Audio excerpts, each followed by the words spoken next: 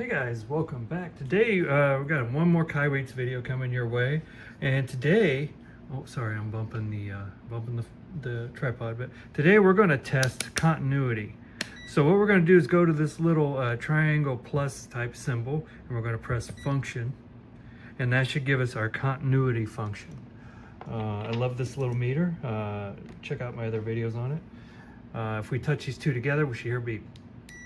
Okay, so that's how we're going to know if we have continuity. We have that audible beep, and then we'll have the numbers that don't quite settle, and then we'll have open when we don't have continuity. So like we could check, let's say these two wires, which should not be connected, so we should not have continuity, right? We click that, click them together there, one on each lead, and we got open.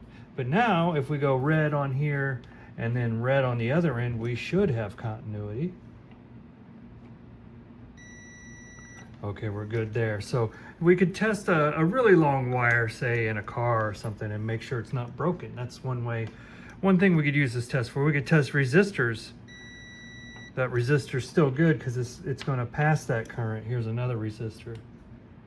That one is not good. Look at that. We got us a bad resistor.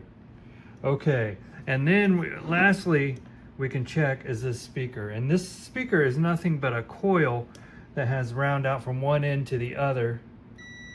So we have continuity. So we know our voice coil of this speaker is good. So just a quick one today, guys. Super short video on how we test continuity. Again, we just flip it to this position right here, the triangle plus, hit the function button, and it goes into this continuity mode right here. Thanks for watching, guys. Like, subscribe, all that good stuff. Check out the other videos on the channel, and we will see you next time.